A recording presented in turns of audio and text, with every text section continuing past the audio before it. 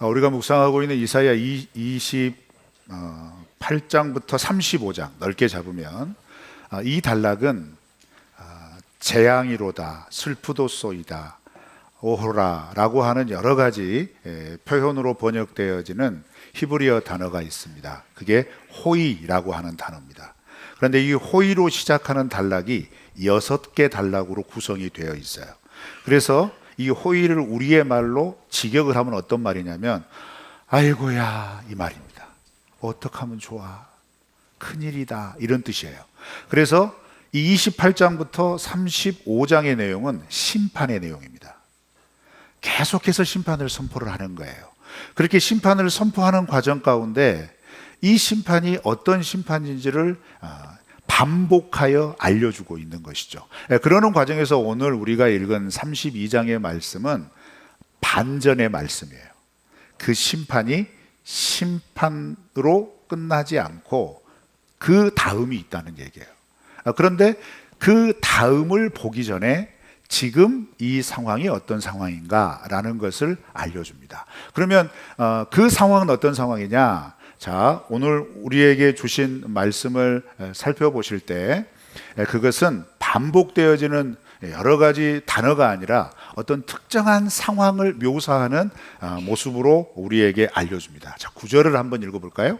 9절입니다. 시작. 너희 안일한 여인들아 일어나 내 목소리를 들을지어다. 너희 염려 없는 딸들아 내 말에 귀를 기울일지어다. 네, 32장의 중간 부분에 해당하는 9절부터 14절 말씀에 안일한, 염려 없는 이 표현을 가지고 반복하여 심판을 선언합니다. 그래서 이 안일함과 이 염려 없는 모습으로 살아가는 너희에게 10절부터 14절은 이러한 재앙이 임할 거다라는 거죠. 그러면 여기에서 번역된 안일이라고 하는 표현은 어떤 표현이냐면 평안, 평온이라는 뜻입니다. 이 32장의 말씀은 히스기야 왕 시대를 배경으로 합니다. 자, 히스기야 왕 시대를 배경으로 한다면 무엇을 먼저 이해를 해야 되냐면 이 시대는 매우 긴박한 시대였어요. 왜 긴박한 시대였냐면 히스기야 전대 왕이었던 아하스 왕 시대에 북이스라엘이 이 32장의 예언이 기록되기 20년 전에 아수르에 의해서 멸망을 합니다. 그리고 그 아수르에 의해서 멸망된 북이스라엘의 백성들이 그렇게 멸망할 때 남유다로 피난을 많이 내려와요. 그래서 이제 남유다에 어떤 변화가 일어나냐면 크게 두 가지 변화가 일어납니다. 첫 번째는 아수르에 의해서 북이스라엘이 멸망을 당했기 때문에 아수르 제국의 막강한 영향력 아래 속박이 되기 시작합니다. 그래서 아하스는 남유다를 아수르 제국에 팔아넘깁니다. 그래서 이사야 선지자에서는 그것을 어떻게 표현을 하냐면 아수르의 제단을 성전 마당에 새롭게 세웁니다. 그래서 하나님과 상관없는 나라로 남유다를 완전히 바꿔버려요. 즉 아하스가 섬기는 신을 남유다로 섬기는 시대로 바꿔버렸다는 얘기죠. 그런데 그건 눈에 보이는 거예요. 이것은 국제 정세에 의해서 어떻게 보면 지도자의 판단입니다. 지금 이 시대는 이 아수르의 힘에 굴복할 수밖에 없어, 이 아수르에게 기댈 수밖에 없어 라는 어떤 정책적인 판단이고 정략적인 판단이 될 수 있겠죠. 문제는 이런 판단을 내린 나라는 하나님의 나라였다는 겁니다. 하나님의 소유된 나라였고 하나님이 통치하시는 나라였다는 얘기죠. 그래서 이 일을 계기로 이사야 선지자는 본격적으로 하나님의 심판의 메시지를 선언하기 시작하는 겁니다. 그런데 그렇게 선언하는 와중에 겉으로 보는 남유다의 상황은 어떻게 변하느냐? 아수르가 북이스라엘을 멸망시킨 이후에 약 20여 년 정도 흐른 다음에 어떤 일이 벌어지냐면 그 강성한 아수르 제국의 영향력으로 이제 우리가 흔히 말하는 비옥한 초승달 지역이라고 하는, 우리가 지리적으로 많이 들어봤던 말씀이죠. 유프라테스 메소포타미아 강을 기점으로 해서 쭉 반달 모양으로 가나안 땅, 팔레스타인까지 이어지는 이 곡창지대에 있는 모든 땅을 아수르가 다 점령을 합니다. 그렇게 강성한 나라에 균열이 잠깐 보일 때가 있었어요. 그 보일 때가 언제였냐면 히스기야 왕이 통치하고 있을 때 주전 705년에 이 강력한 아수르 제국을 이끌고 있었던 사르곤 2세가 전장에서 전사합니다. 그래서 아수르 제국이 잠깐 내분에 휩싸이게 돼요. 이 영향력이 약화되는 기미가 보이기 시작하는 거죠. 이 기회를 틈타서 그동안 속박되어 있던 나라들이 독립운동을 벌이기 시작합니다. 그래서 이제 이 남유다가 위치한 이 팔레스타인 지역에서도 이 남유다를 중심으로 있었던 우리가 전통적으로 알고 있는 여러 민족들 있잖아요. 그 민족들이 연대를 벌이는 거예요. 연합을 해서 아수르에게 속박당했던 것에서 이제 벗어나려고 합니다. 그러면 이제 여러분 고대 조약에서 이렇게 벗어나려고 할 때에는 반드시 뒤따르는 게 무엇이냐면 그 과정을 해결할 전쟁이 필요합니다. 그래서 전쟁에서 이겨야 돼요. 그래서 히스기야 시대에 어떤 일을 하게 되느냐, 아수르로부터 독립을 선언하여 연대하면서 두 가지 큰 준비를 합니다. 첫 번째 준비는 뭐냐면 이 아수르를 대적하기 위하여, 거기로부터 독립하기 위해서 아수르와 가장 호적수인 애굽을 의지합니다. 그래서 애굽과 동맹을 맺는 거예요. 그래서 그 애굽이 제공하는 말과 병거를 사서 그래서 국방력을 강화하기 시작하는 것이죠. 국방력 강화에 굉장히 많은 노력을 기울입니다. 그래서 실제로 이렇게 할 수 있었던 이유가 뭐냐면 북이스라엘이 멸망할 때 피난왔던 많은 사람들에 의해서 북이스라엘이 멸망하기 전까지 예루살렘 성은요, 다윗성을 중심으로 한 아주 조그마한 성이었습니다. 그런데 이 시기에 예루살렘 성이 2배 이상 커집니다. 왜냐? 사람들이 모여들으니까요. 그죠? 그러면서 이제 아수르와 대적하여 전쟁하기 위해 어떻게 하냐면 이때 당시 시대에 발견된 유적지들이나 그런 조사에 따르면 두께 7m의 성벽을 새로 쌓습니다. 예루살렘 성을 쭉 두르는 거죠. 그러면 성벽만 쌓으면 되느냐? 그렇지 않죠. 성벽만 쌓는다고 전쟁에서 이깁니까? 견딜 수 있는 힘을 해야 되니까 여러 가지를 비축하는데 가장 중요한 비축이 뭐겠어요? 물과 식량입니다. 그래서 이 물을 확보하기 위하여서 외곽에 있는 기혼샘이라고 하는 수원지에서 예루살렘 성 안으로 물을 공급하기 위하여 그 유명한 히스기야 터널을 뚫습니다. 땅 밑으로, 지하로. 길이가 무려 533m입니다. 별로 안 놀라시죠? 지하로 이걸 뚫었어요. 그때 이렇게 터널 기술도 별로 없고 정확하게 맞출 수 있는 어떤 것도 없는데 희한하게 오차 없이 정확하게 양쪽에서 파오기 시작해서 정확하게 만나요. 저 거기 걸어봤잖아요. 히스기야 터널이라 그러니까 큰 터널이라 생각하면 안 돼요. 저는 등치가 커서 들어가면 이렇게 걸어야 돼요. 이렇게 막 걸어야 돼요. 안에는 아주 활보를 했습니다. 근데 저는 이렇게 그렇게 해갖고 쭉 판 533m의 수로를 파서 수원을 확보합니다. 그 다음에 이 시대에 발견된 유적 가운데 제 키보다도 더 큰 항아리들이 수천 개가 발견이 됩니다. 그런데 그 항아리의 손잡이에는 무엇이 기록이 되어 있냐면 왕의 것이라고 의미하는 표식이 발견이 돼요. 그게 뭐냐면 곡식을 저장하는 항아리예요. 그러니까 식량을 비축한 거예요. 대단한 준비를 한 겁니다. 그렇죠? 힘이 부족하니까 연합군을 형성을 하고 연합군으로도 부족하니까 아수르와 호족소인 애굽과 동맹을 맺습니다. 즉 애굽에게 무릎을 꿇었다는 얘기입니다. 그리고 그렇게 해가지고 직접적으로 전쟁을 해야 되니까 전쟁을 하기 위한 준비하는 모든 실제적인 준비를 차곡차곡 차질 없이 진행하고 있었다는 얘기죠. 여러분 이 준비가 그러면 틀린 겁니까? 틀리지 않죠. 잘한 겁니다. 그런데 거기에 뭐가 없을까요? 남유다는 하나님의 나라잖아요. 그 모든 준비와 그 모든 계획과 그 모든 정치적인 결정과 전략 가운데 가장 중심이 되어야 할 하나님이 없었다는 얘기입니다. 그러니까 여기에서 9절 말씀에 이사야가 야 너희 안일한 여인들아 염려 없는 딸들아 라고 하는 표현은 이런 위중한 전쟁의 시대에 속아지 없이 놀고 있는 여자들아 이런 얘기 아니에요. 여기에서 여인과 딸이라고 하는 것은 예루살렘 백성을 의미하는 거고 특별히 이렇게 정책을 결정하고 준비를 진행하는 지도자층을 빗댄 말입니다. 그런데 그 지도자들이 그래 이만하면 됐어 이렇게 준비하면 충분히 우리가 저렇게 흔들리는 아수르에 대하여서 힘을 모아서 이길 수 있겠다라고 여긴 거예요. 그래서 어떻게 하냐면요 그렇게 위중하고 긴박한 시대에 차곡차곡 진행되어지고 있는 그 모든 상황 가운데 지도자들이 야 이만한 우리 충분히 할 수 있으니 걱정하지 않아도 돼 라고 여기면서 소를 잡고 포도주를 마시며 즐기고 있었다는 얘기예요. 그렇게 즐기고 있는 연회장 한가운데 방에서 이사야가 이 말을 툭 던지는 겁니다. 야, 너희들 안일하다고 하는데, 안일하게 여기면서 염려 없게 보이면서 지금 이런 상황에 있지만 너희들은 이제 곧 10절 14절 이렇게 될 거야, 이 선포를 하는 거예요.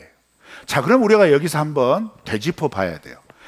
여러분, 우리는 살면서 평안하기를 원합니다. 그렇죠?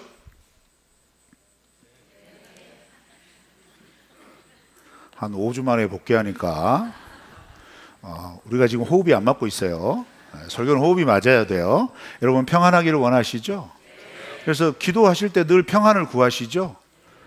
그리고 무엇이든지 형통하기를 원하지 않습니까? 여기서 평안이라고 하는 단어는 당연히 편안하다. 그래서 우리가 평안이라고 하는 이 말에는 대개 모든 사람들이 어떤 의미를 비트바탕에 깔고 있냐면 아무 일도 일어나지 않는 편안한 상태, 이걸 깔고 있어요. 그래서 우리는 그런 평안을 구합니다. 그런데 여러분, 이런 평안이 진정한 평안일까요? 이 질문을 32장이 던지는 거예요. 이 긴박한 시대에 우리가 할 수 있는 모든 준비를 다 끝냈어, 올 테면 와라 라고 하는 자신감이 있다, 이 말이에요.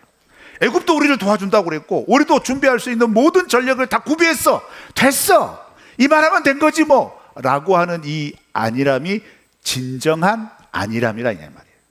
진정한 평안이냐 이 말이에요. 이 질문을 툭 던지는 거예요. 여러분, 이걸 우리의 삶 속에 한번 적용을 해볼까요? 여러분, 우리가 살면서 얼마나 치열하게 삽니까? 여러분, 우리 아이들 얼마나 치열하게 공부합니까? 직장에서 여러분들은 얼마나 고군분투하십니까? 사업하시면서 얼마나 많은 머리를 쓰시고 얼마나 많은 노력을 기울이십니까? 가정에서 주부들은 이 가정을 건사하기 위해서 얼마나 많은 에너지를 소비합니까? 그래서 여러분, 나름대로 각자는 다 어떻게 합니까? 자기가 할 수 있는 최선의 준비를 다 합니다. 엮을 수 있는 관계에 엮고요, 준비할 수 있는 여러 가지 대안들을 다 준비하고 그것들을 유지하기 위해서 모든 노력을 아끼지 않습니다. 그래 놓고 그렇게 하면서 이루어지는 우리의 삶에 아무 일도 일어나지 않고 우리의 마음을 편안하게 하는 상황이 펼쳐지면, 야, 이 말하면 됐다 라고 하면 되냐 이 말이에요. 아니라는 겁니다. 왜요? 그 치밀한 준비와 그 치밀한 전략과 치밀한 계획 속에 하나님이 없다면 안 된다 이 말이에요. 여러분 어떠십니까? 우리 정말 열심히 살잖아요. 여러분 정말 열심히 노력하시잖아요. 그런데 그 쏟아내는 열정과 열심 가운데 혹시 하나님이 어디 계십니까? 그 중심에 계십니까? 아니면 아예 생각도 못 하셨습니까? 그렇다면 여러분들이 지금 누리고 있는, 만약 하나님은 전혀 의식하지 않고 내가 할 수 있는 모든 걸 추구하면서 야, 내 삶 이만하면 됐지 뭐 라고 하는 그 평안함이 우리를 잠식하고 있고, 그 평안함에 취해서 누릴 것 누리면서 뭐랄까, 야, 그래도 나 열심히 살아왔다 라고 하는 그 인생이, 그러면 어떤 인생이 될 거라는 거예요. 황폐해질 겁니다. 10절 말씀에서는 뭐라고 얘기합니까? 이렇게 얘기합니다. 포도 수확이 없게 될 것이다. 13절 말씀에서는 가시덤불과 찔레가 올라올 것이다. 14절 말씀에서는 너희들이 그렇게 철저하게 쌓아 올렸던 궁성과 성벽이 무너질 것이다. 하나님 없이 준비한 모든 것이 무너진다는 얘기입니다. 성도 여러분, 생각해 보시길 바랍니다. 아무리 잘되고 아무리 치밀하게 우리의 삶이 짜여져 있고 그 가운데서 내 마음이 그것으로 인하여서 편안함을 느낀다 한들, 예수 그리스도로 구원받는 우리의 삶 속에 정작 그 모든 우리의 인생의 행로 속에 하나님이 없다면, 하나님을 의식하고 하나님을 부르짖는 그 시각과 그 마음이 없다면 포도 수확은 사라질 겁니다. 우리 인생의 밭에 가시덤불과 찔레가 올라올 겁니다. 우리가 그토록 자부심을 가지고 세웠던 나의 집이 무너질 날이 있을 겁니다 라고 경고하는 거예요. 자, 그러면 이렇게 하나님에게서 떠난 그들의 모습, 그래서 여러분, 안일한 거, 편안한 거, 평온한 거, 그것이 죄냐? 그거 죄 아니에요. 그런데 문제는 뭐냐? 적어도 본문 말씀에서는 이 안일함과 이 염려 없는 그들의 모습이 왜 문제인가? 그것은 자기가 할 수 있는 모든 것은 최선을 다해서 다 했지만, 그것 때문에 마음속에 평안함이 있을 줄을 모르지만, 그 속에, 그 가운데 살아계신 하나님이 없다는 거예요. 그리고 그 살아계신 하나님이 없다면 아무리 의지하고 아무리 준비해서 내 삶을 단단하게 여미고 세웠다 할지라도 속절없이 허물어질 그 날이 온다는 얘기죠. 그러면 허물어지면 끝나냐 이 말이에요. 이렇게 황폐해지면 끝나는 거예요. 끝나냐 이 말이에요. 하나님이 그런 분이시냐 이 말이에요. 그렇게 심판으로 결론을 짓는 분이냐 이 말이에요. 아니에요. 오늘 말씀은 그래서 굉장히 중요한 복음이 담겨 있는데, 자, 우리 15절 말씀을 읽어볼까요? 시작. 마침내 위에서부터 영을 우리에게 부어주시리니 광야가 아름다운 밭이 되며 아름다운 밭을 숲으로 여기게 되리라. 여러분, 15절을 이해하시려면 10절부터 14절을 이해하셔야 돼요. 이렇게 하나님 없는 안일함, 하나님 없는 평안함, 하나님을 의식하지 못하는 염려 없음, 이런 것에 취해 있는 이들에게 광야가 될 거라는 거예요. 그렇죠? 포도 수확이 없어진다는 거고, 가시덤불과 찔레가 일어난다는 거고, 그 궁성이 무너진다는 거고, 이런 표현이 뭐예요? 황폐함이 이른다는 거예요. 그런데 그 황폐함이 일어난 그 상황에서 15절은 어떻게 시작합니까? 마침내예요. 마침내. 그 황폐함이 그 완전한 내가 의지하고 내가 기대했고 내가 이만하면 되었다, 나를 안일하게 하고 염려 없게 하는 나만의 그 뭐랄까 만족함이 완전히 무너져야 거기에 뭐가 임해요? 위에서부터 영을 부어주신다. 여러분, 이 표현이 어떤 표현일까요? 여러분, 사실 이 말씀은 사도행전 2장 17절의 말씀에 보면 그대로 연결이 됩니다. 예수 그리스도로 인하여서 예수님께서 십자가의 고난과 죽음 그리고 부활 이후에, 그리고 나서 40일 동안 이 땅에 계시다가 승천한 이후 베드로가 성령을 받은 다음에 이 말을 그지곳대로 해요. 말일이 되면, 그때가 되면 내 영을 만민에게 부어줄 거다. 연결돼요. 자, 그러면 이런 전체적인 성경의 맥락에서 보았을 때 진정한 성경에서 말하는 평안은 어디에서 오는 것인가? 32장은 분명하게 우리에게 말하는 겁니다. 내가 내 인생을 견고하게 세우고 준비하는 여러 가지 전략이나 준비나 계획이나 능력이나 관계나 여건이나 상황이나 여기에서 평안이 오는 것이 아니라 평안은 위에서부터 내려온다는 거예요. 위에서부터 내려오는 그 평안이 임하는데 언제 임해요? 내가 의지하고 내가 준비했던 모든 것이 깨어졌을 때, 그것들이 사라지어서 절망을 느끼고 있을 때. 여러분, 오해를 하지 마십시오. 우리가 하나님 앞에서 믿음의 삶을 살아갈 때 하나님이 우리에게 공급하여 주시는 물질과 관계와 상황과 여건 속에 우리가 하나님과 동행하고 하나님이 그 모든 삶의 중심이 있다면 우리가 누리고 있는 모든 이런 부유함과 이런 단단함과 이런 관계의 성실함과 견고함과 건강함은 축복이죠. 그런데 그 모든 것들 속에 하나님이 쏙 빠져버리면 우리가 누리고 있는 모든 것은 저주가 되는 거예요. 그래서 하나님은 저주 가운데 우리를 내어놓지 않기고 그대로 놓아두지 않기 위해서 우리를 저주로 이끄는 이 모든 것을 깨뜨리시고 비로소 하나님만 온전히 바라볼 수 있도록 위에서부터 우리의 눈이 열리게 하고 우리의 지각이 깨어지게 하고 우리가 온전히 하나님의 이름을 다시 부를 수 있도록 영을 부어 주시는 겁니다. 그래서 예수 그리스도를 구주로 믿는 그 순간 우리 주님께서 약속하셨던 것은 뭐냐면 성령을 너희에게 보내줄 것이다 말씀하신 거예요. 그러면 이 성령을 우리에게 보내주신 가장 중요한 목적이 뭐냐? 제대로 보게 하시려고요. 올바로 깨닫게 하시려고요. 진리 되신 예수 그리스도, 살아계신 하나님을 굳게 붙잡게 하여 주시도록요. 내가 이 땅을 살아가면서 내가 의지하고 있는 모든 상황과 여건이 나에게 잠시의 안일과 가짜 평안을 준다 할지라도 이 가짜 평안에 속지 않고 이 가짜 평안이 나를 평안하게 하는 것이 아니라 오직 살아계신 하나님이 위에서부터 부어주시는 그 한량없는 은혜로 우리를 회복시키시고 우리를 평안 가운데 인도하여 주신다는 그 신앙 고백 가운데 우리를 세워주시려고요. 이게 진정한 은혜라는 거예요. 이게 진정한 하나님께서 베풀어 주시는 평안이라는 겁니다. 그런데 여러분 15절을 다시 한번 읽어보실까요? 시작. 마침내 위에서부터 영을 우리에게 부어주시리니 광야가 아름다운 밭이 되며 아름다운 밭을 숲으로 여기게 되리라. 자, 굉장히 놀라운 표현인데요. 후반절에 보면 이 회복은 원래 있던 상태로 돌아가는 게 아니에요. 그렇죠? 광야가 무엇이 된다고 그래요? 아름다운 밭. 그것은 여러분 우리가 앞절에서 살펴봤던 그 무너졌던 걸 살펴보면 그래요. 이게 원래의 상태예요. 그런데 제일 마지막 부분 뭐예요?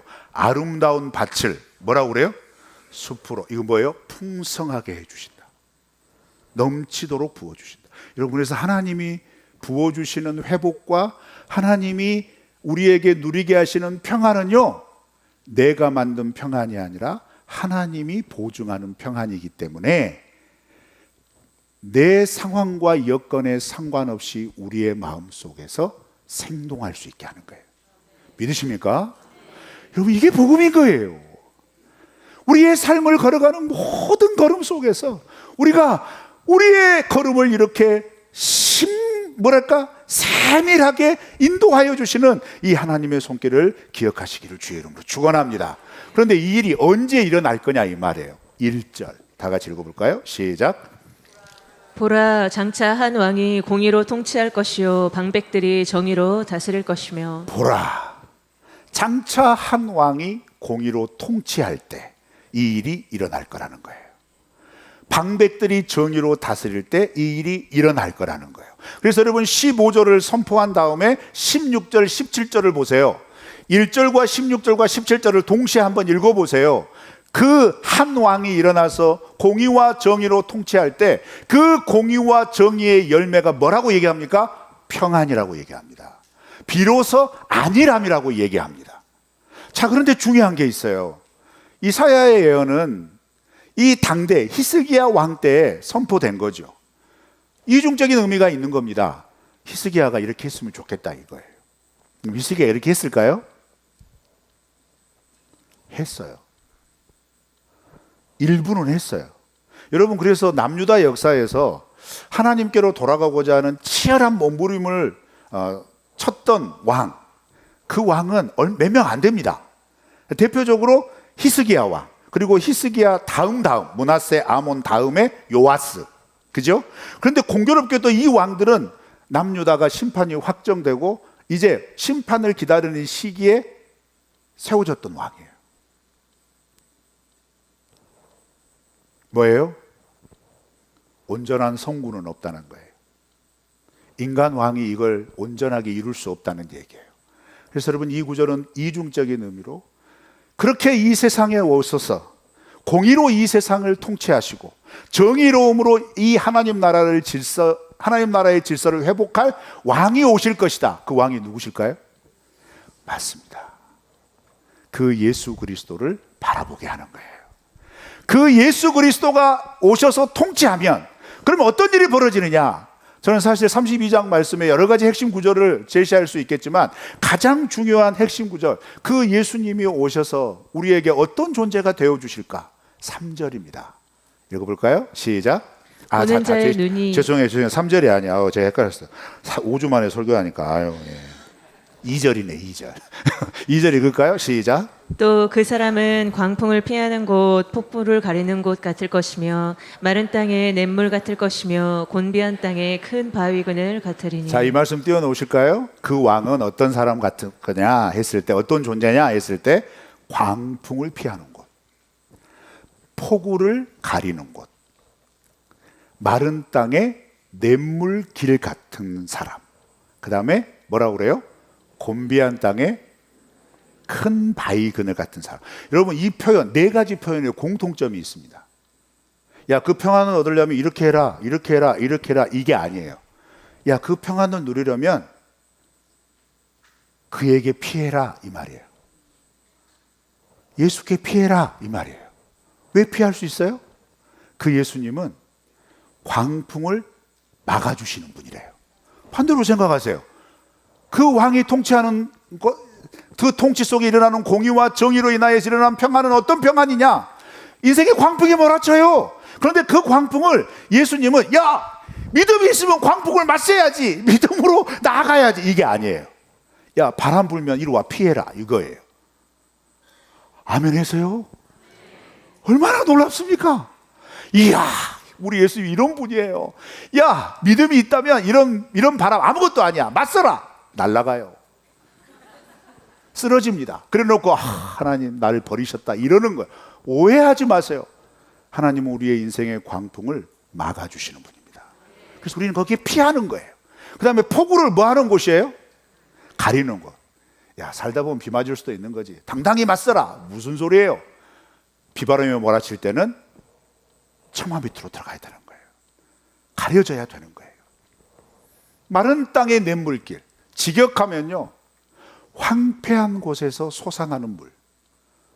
출애굽기가 생각나지 않습니까? 전혀 물이 없을 것 같은 곳에 주께서 반석에서 물을 내어주셔요. 그런데 그 물은 사람들이 여기저기 땅 파서 우물을 파서 찾은 물이 아니에요. 뭐라고 말씀하세요? 반석을 가리켜라. 말도 안 되는 명령이죠. 그런데 그 반석에서 물이 나온 거예요. 우리의 평안과 우리의 삶의 보호와 우리의 삶의 인도의 근원이 하나님이시라는 거예요. 그 하나님께 피하여라, 이 말. 가장 감격스러운 표현. 곤비한 땅에 뭐랍니까? 큰 바위 그늘이랍니다. 여러분, 사막에서 사람이 죽어요. 잘못하면 죽습니다. 왜 죽을까요? 물이 없어서. 대개 이렇게만 생각하죠. 근데 이와 버금가는 가장 치명적인 환경이 뭘까요? 그늘이 없습니다. 여러분, 올여름 우리 얼마나 뜨거웠습니까? 저 선크림 잘 바르고 다녔습니다. 그래서 안 타진 것 같잖아. 선크림 무지 잘 발랐습니다. 참, 그러나 여러분, 선크림 발랐다고 제가 햇빛에 무식하게 나가지 않았습니다. 길을 걸을 때에도 나무 그늘만 찾아다녔습니다. 여러분, 그러지 않으셨어요? 아유, 양산 쓰면 되는데 그걸 잊어버렸어요. 그래서 늘 그늘만 찾아다녀요. 여러분, 그늘에 있을 때 물론 습하니까 덥지요. 하지만 어때요? 그 그늘이 우리의 햇빛을 가려주는 것을 실감합니다. 우리 예수님이 그런 분이라는 거예요. 메마르고 황폐하고 아무것도 없는 그 가운데서, 물론 생수도 필요합니다. 하지만 그 생수와 함께 우리의 그늘이 되어 주신다. 그 그늘 아래 있을 때 참 평안을 누린다. 이 말씀이 그 말씀이에요. 그럼 정리해 볼까요? 그럼 이사야가 이 말을 왜 그렇게 토로하고 있을까요? 너희들이 의지할 건 애굽이 아니라는 거예요. 너희들이 의지할 것은 533m의 수로가 아니라는 거예요. 수천 개의 항아리 속에 쌓아둔 식량이 아니라는 거예요. 야, 이 정도면 누구도 깨트릴 수 없어 라고 두껍게 쌓은 성벽이 아니라는 거예요. 그 모든 것은 하나님을 의지하지 않을 때 순식간에 무너지고 사라지고 황폐해진다는 겁니다. 하지만 우리가 최선의 노력을 다하고 그 최선의 노력이 나의 주인이 되고 나의 하나님이 되는 것이 아니라 그 모든 지혜를 주신 하나님을 잊지 않고 그 하나님을 중심으로 놓았을 때 그 하나님은 우리의 인생의 곤비한 땅에 큰 바위 그늘이 되어 주실 줄 믿습니다. 그 주님과 함께 이번 한 주 살아내시기를 주의 이름으로 축원합니다.